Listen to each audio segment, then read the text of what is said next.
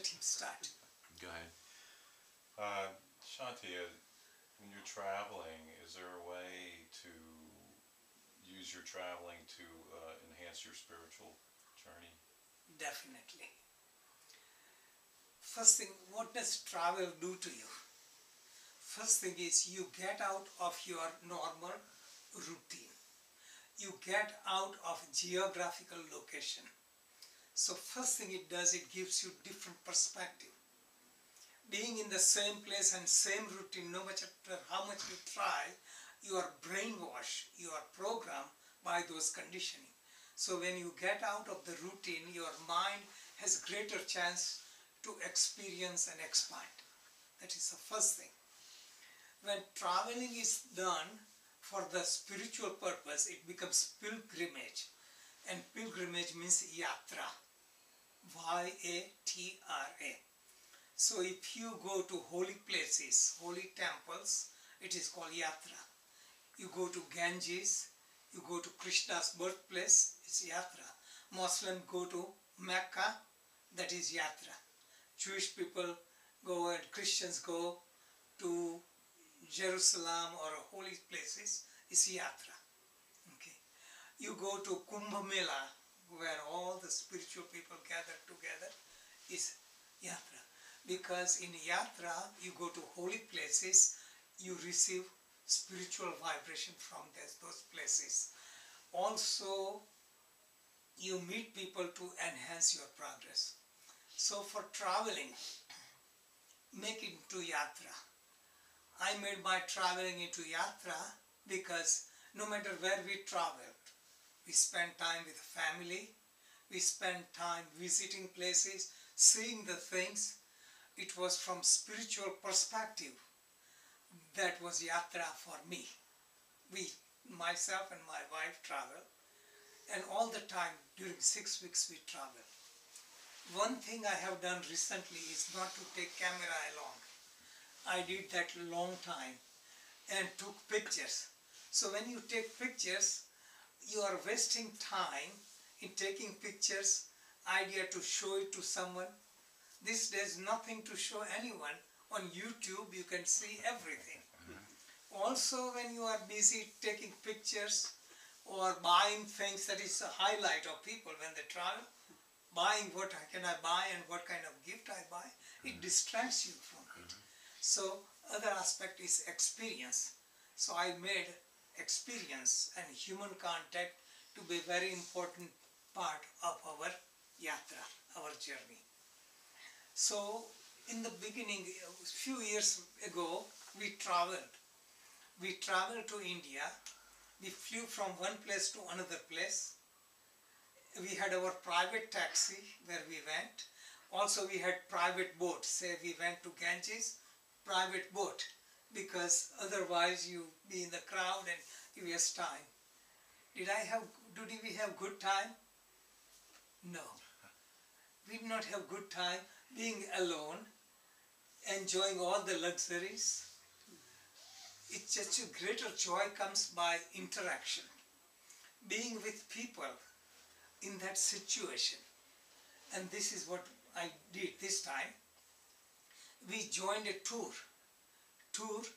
There was 8-day tour, and that was experience. 8-day tour in a bus, large bus, which has 10 compartments on one side, 10 compartments on the other side. 5 at the top, 5 at the bottom. 5, 5, 5, 5. And each compartment had one couple. So there were 20 couples or 40 people. So myself, my wife, and we took along Naina's sister and her husband, and there was another couple.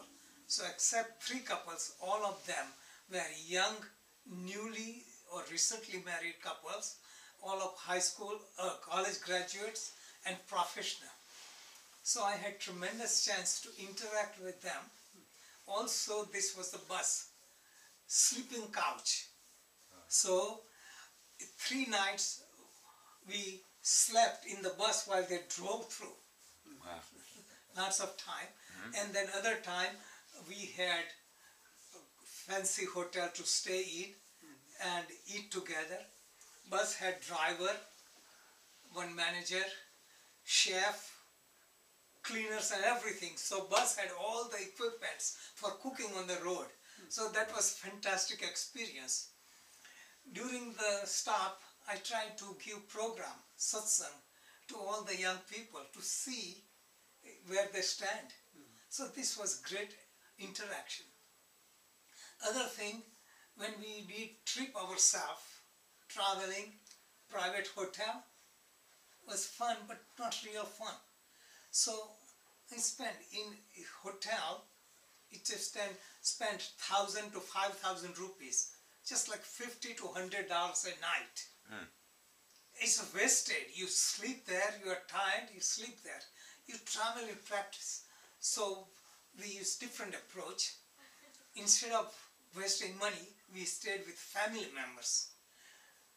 Most of people are not that rich. So for them, we stayed with them. We had tremendous experience. I had time to interact with them. I had time to teach them by my lifestyle, things like that. So the money we spent, usually in the hotel, we contributed to the family by buying what they needed. So there was tremendous joy in giving this way instead of personal luxury. And we find greater joy. Interacting with people, teaching them lesson by our living. Suppose we were in Ahmedabad with Naina's sister, and apartments are small. They sacrifice their room for us, just sharing. Even their grandchild came, they sleep on the floor. This is normal thing. In spite of this situation, I, in the morning, woke up early and went on the roof. It's a concrete building and flat roof, in that country. And I went there and I practiced a little bit of modified yoga routine. So people can get the message. Sometimes they don't get message, doesn't matter. But they should be curious. So I just increased the curiosity. We spent 6 days in Dubai and stayed with family. And wherever we went there, they had a good job. So one was Naina's sister's daughter. They had good job. They are there for 15 years. And then another, her cousin's sister, they are there for a long time. So they were experienced. They had fancy car. They drove us all around. And when we got together, I gave satsang, trying to awaken them. I left my entire set there. So this was my chance to even impart spiritual lessons. And also observing. So many things I observed.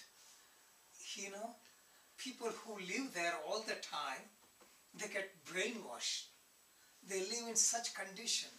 You just think about the condition that they're programmed and they cannot come out of it. And my main observation was, I thought I could teach them. Main observation are, people are like robots. They are like zombies. They cannot think. They cannot question. The lifestyle is so harsh. Making a living takes up so much toll. They cannot think beyond. And they invent the ways for pleasure, which is not really pleasurable. Eating out, junk food, doing this, living in the filth without questioning. For example, all these people, they're middle class, they cannot afford. Okay.